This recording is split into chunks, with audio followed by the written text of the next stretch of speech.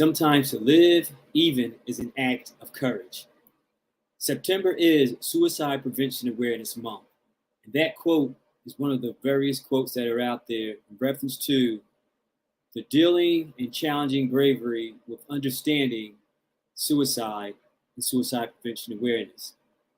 In the city of Philadelphia, their suicide rates are steadily increasing to an alarming rate. It's increasing throughout the youth demographic. Our youth are being challenged with various different forms and fashions, and it's not just social media, it's even sometimes within their own neighborhood, sometimes in their schools, and even sometimes in their homes.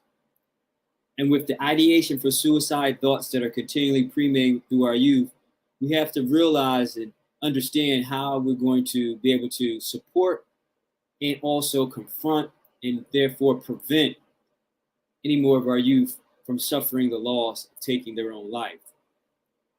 Different ideations that come from suicide can range from emotional to cultural to even if sometimes spiritual in that context. But we have to be aware and understand the courage to live, the courage to get the help, the courage to be able to speak to our youth and understand what they're going through and the challenges that they're facing. A lot of times we understand the impact that bullying can have. That's one aspect of making sure our youth are safe and not being succumb to any mild forms of depression or being challenged emotionally and mentally with their esteem and their worth of self. But also, again, there's the cultural aspect of it. How are we, as people of color, looking at the aspect of the value of worth and how we're communicating that to our young people? Too many times we're seeing lives being lost and taken, and it's through, most of the time, through gun violence, but there's domestic abuse and there's other forms of loss of life.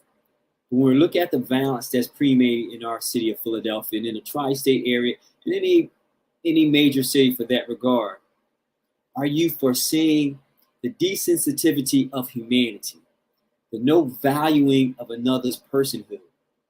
Just recently in the city of Philadelphia, there was an incident where a 12-year-old was brutally shot and left in a dumpster.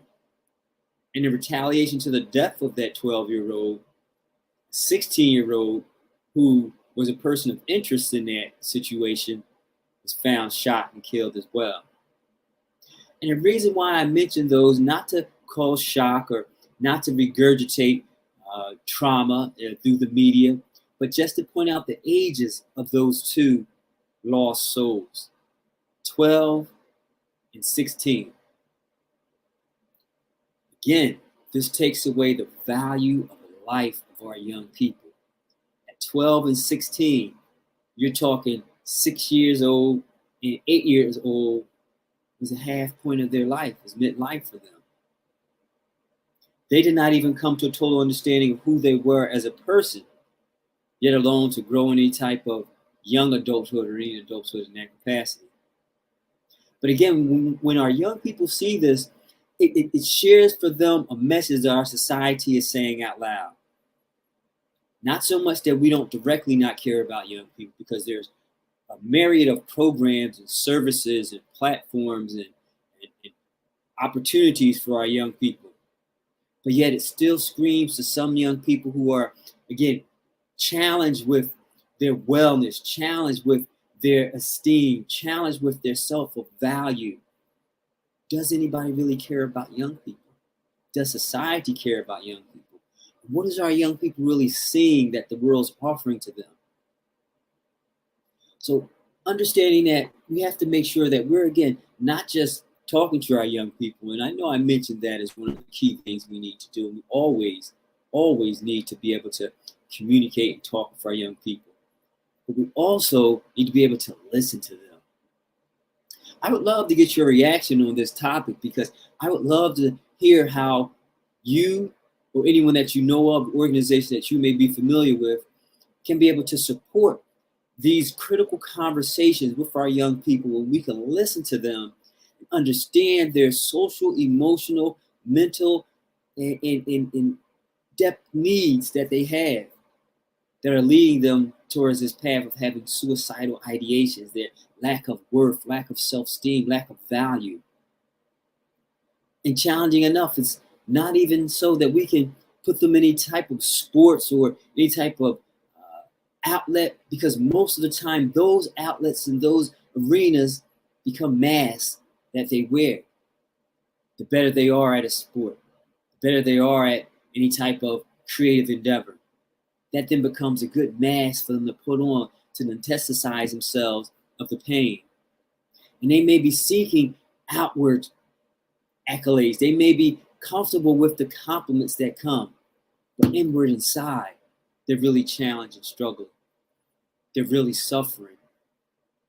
So again, how do we have these conversations? How do we develop programs? And again, I would love to hear your information on this. And please, if you're listening and following, please give me an email to reaction@phl@gmail.com. Excuse me, that's reaction@phl@gmail.com. That's our email. Send us an email. I'd love to hear your thoughts about how do we develop, support, and are able to sustain the bravery and awareness for our youth to understand their self-worth and therefore move them into a place of understanding their value. Because again, in the city of Philadelphia, the suicide rate between our young folks, it's steadily increasing, not at an alarming rate, mind you, but at a state and point where we should not have it be. Right now, we're looking at the statistics of the suicide rate in the city of Philadelphia as being one that it's 3 a week, approximately, are losing their lives in Philadelphia through suicide. And for every 100,000, there's about 10.6 individuals who have suicidal ideations. September is Suicide Prevention Awareness Month. We need to be able to, again, just put our thumb on the pulse of this situation. Are you foreseeing too much that's happening in society? And because of that, they're losing a sense of worth. They're losing a sense of value. They're losing a sense of self.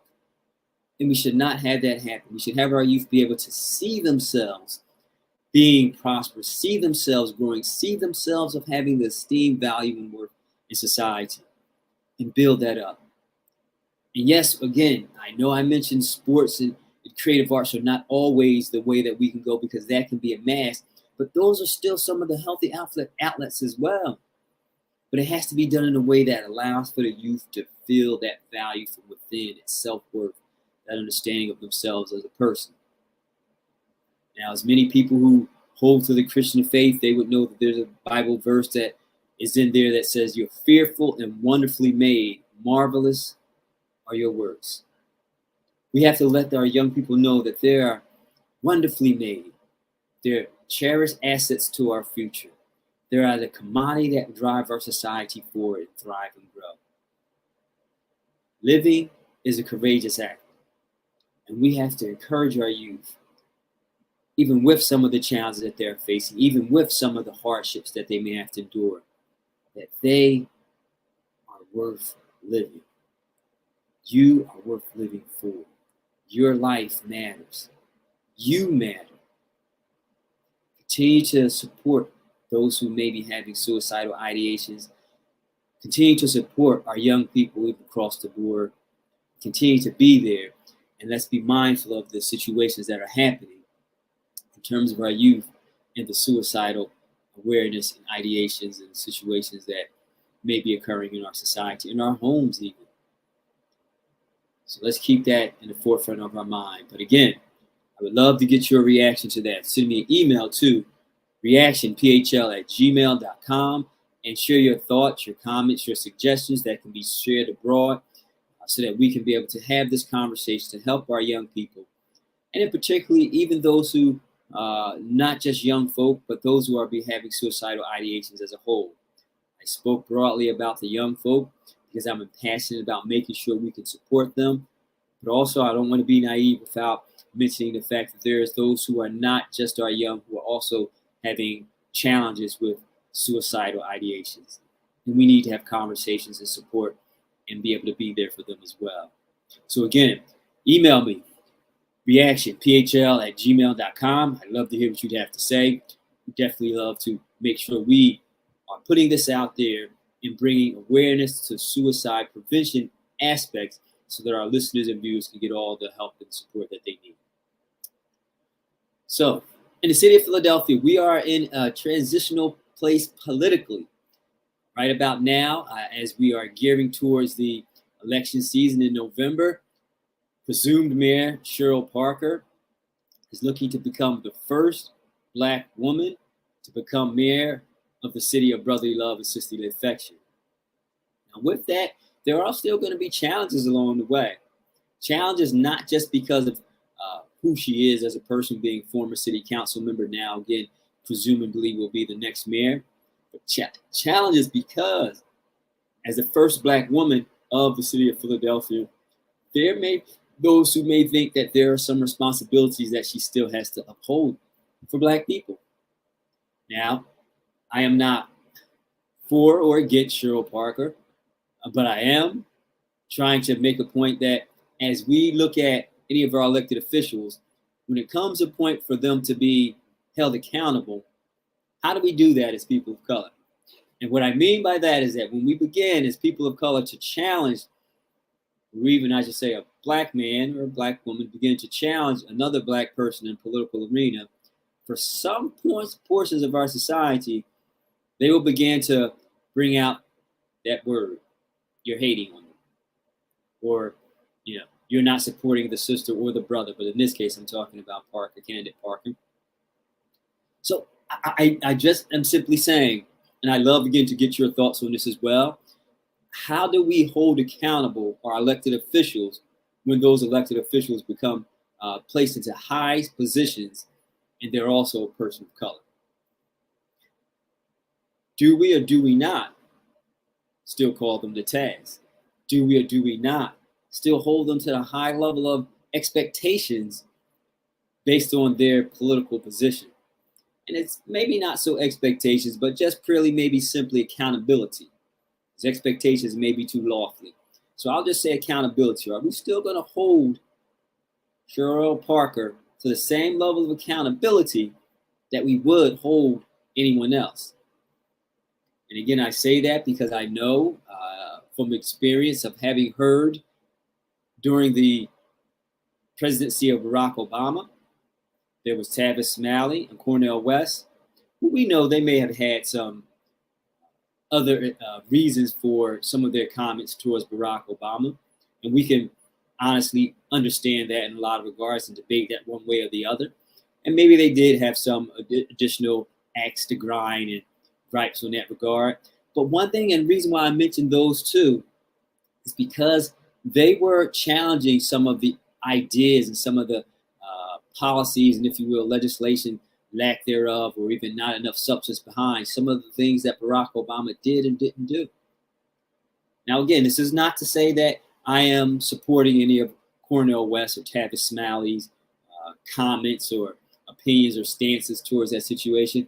But what I was just mentioning those two to bring out to light the simple matter is that once they began to have their open conversations, some of them you can debate and some of them may have credence, but once they began having those open conversations, what happened with is many of the public thought that those two people were trying to take down a positive Black man. They were, again, hating on a positive Black man, not being in this position of supporting and continuing to lift up the presidency of Barack Obama, the first Black president of the United States, which in and of itself had the history behind it and had the status and had the momentum and had the joy and had the emphasis and had the impact that all people of color, Black people in particular, were able to embrace, not taking away any of that.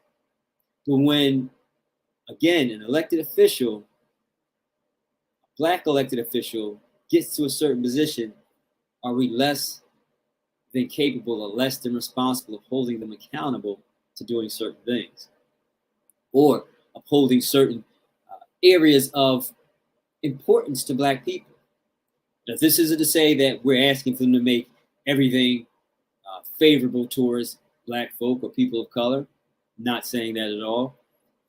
But what we are saying is that if they are going to assume the position, if they are going to be elected in the position by the will of the majority of the people, even some being not African American, not all black, I understand that. But if, in by and large, by good support efforts, black people of color did support this political candidate, and they have every right to hold that candidate responsible and accountable for the things that were campaigned and some of the things that they believe should be brought forth towards their political campaign, towards their political tenure. So I round that off with saying, and that is an example, President Barack Obama's example in Tavis Smiley and Cornel West, that if presumed candidate Parker becomes the mayor of Philadelphia, are we going to be lax in our level of accountability to what she brings to the city? Current mayor, Jim Kenney, he has caught quite the disdain of a lot of black, brown people of color in the city of Philadelphia, because there were instances where he appeared to not care and not really take for certain, or not really balance the approach, or even support the approach of a lot of endeavors for black and brown people in the communities that were in need of some support and guidance from his office. And again, this is to say that Mayor Kenney did not do anything, because, of course, throughout his tenure as mayor, there were quite a few notable accomplishments that were favorable for people of color. But again, he just did not have within his tenure the likability factor in a high level, if I could say that, from the people of color.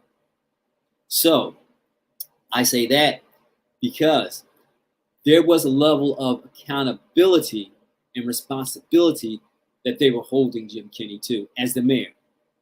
Now, it's not saying that because Jim Kenney was a white man who was mayor, it's not to say that they were attacking him just because he was a white man. There were some instances and ideas, and people could debate back and forth whether or not they thought that Jim Kenney had some type of feelings or some type of position in that regard towards people of color. And I'm not going to put that into my area of thesis here. I am going to just say that him being a white man who was mayor and not being as favorable and not being as favored, I should say, among black people and people of color, because they were holding him accountable for certain things in terms of the over-policing, and then not sufficient enough policing, and then not enough investigation into the police corruption that many thought were in the city, and then not enough information supporting any of those investigations. Then also the gentrification that's happening and the educational system that needs to be looked at. All of those things were grassroots efforts, and people of color were challenging Jim Kenney about. And again, it can be debated because maybe he was a white man who was mayor.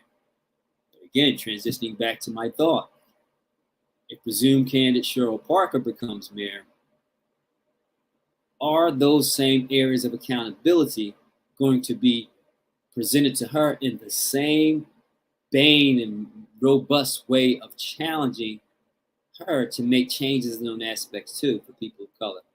Or will it just be another 4 years of celebratory excitement with the first black woman mayor of a major city, of Philadelphia?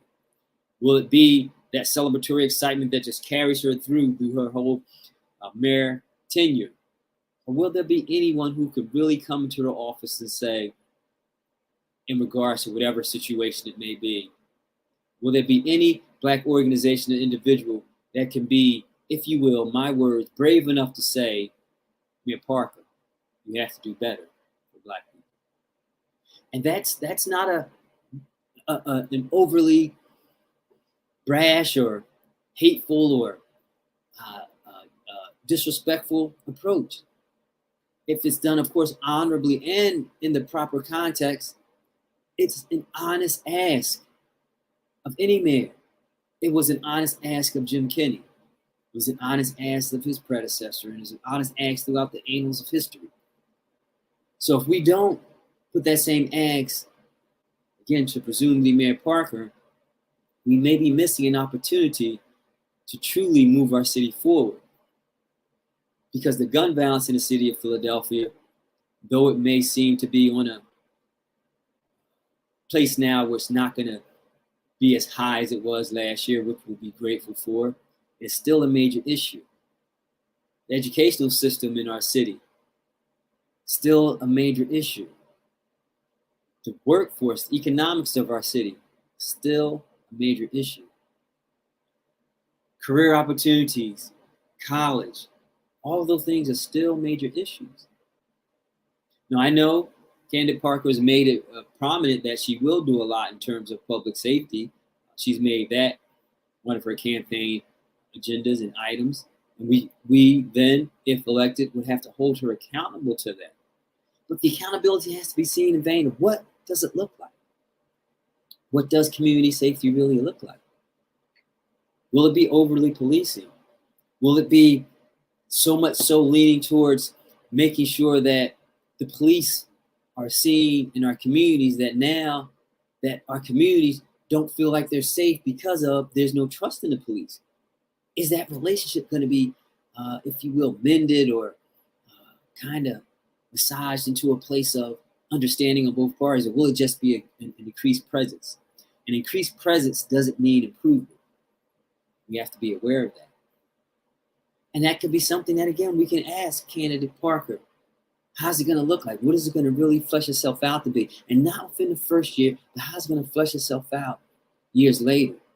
Because sometimes in the initial year of a mayor's first campaign season, they will establish quite a few things that have rippling effects for days and months and years to follow, creating a tangled weave and web of actions that have repercussions and aspects that play itself beyond their tenure, then the preceding mayor would have to then deal with.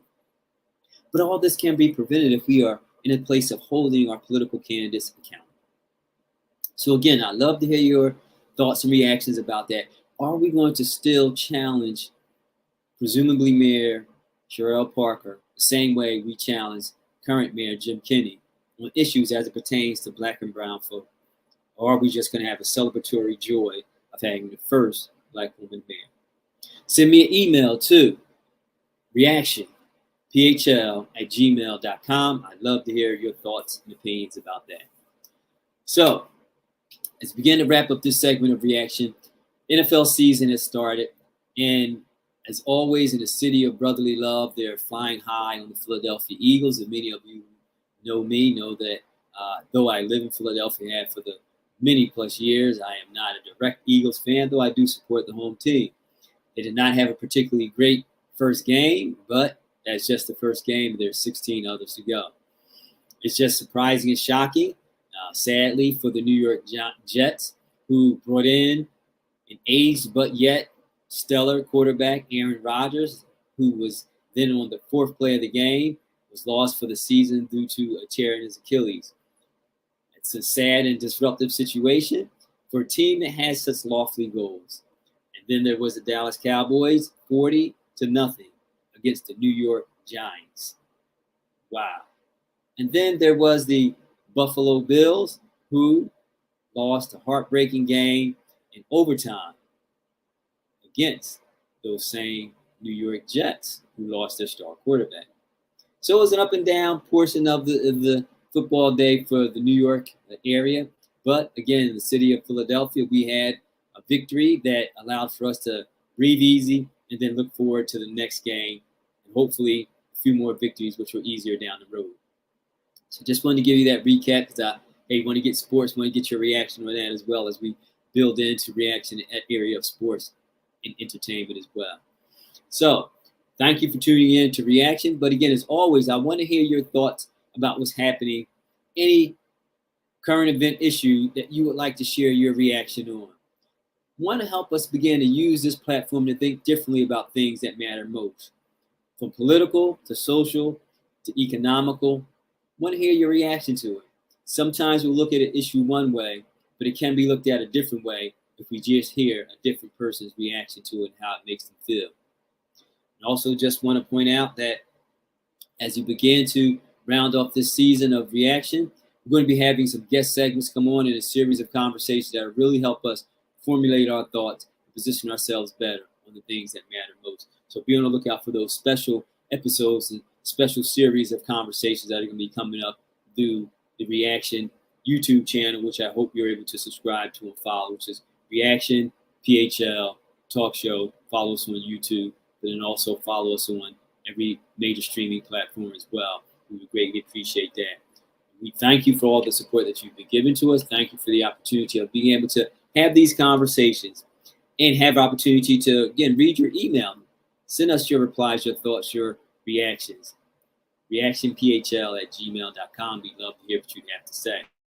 We're also going to be tying this series into a bunch of other opportunities we're going to be doing in the community. So if you have a community organization, if you have a community platform where you would like for us to take part in, share that information with us and we'll come out and support you along the way. And I'll just wrap up again in saying, as we talk about suicide prevention, we want to make sure we have the awareness built into it to have these conversations with our family members, our friends, our co-workers, loved ones who may be having suicidal ideations, who just need to have support, need to have someone by them, need to have a conversation. We don't want to go in a position of not being aware of some of the needs and moments that they have. It's just as simple as making sure we're having those conversations that can prevent them from going to a place of losing their self-value and realizing who they are. As I opened up the show with the quote, "To live is a courageous act." Let's all live together with the hope and support that we can gain from each other. And we can do that collectively if we are aware and understand how to help prevent any of the suicidal ideations that any of our friends, co-workers, family members, or loved ones may be having. So again, I'm Jeff Jones. Thank you for tuning in to Reaction. Appreciate you and talk to you next time.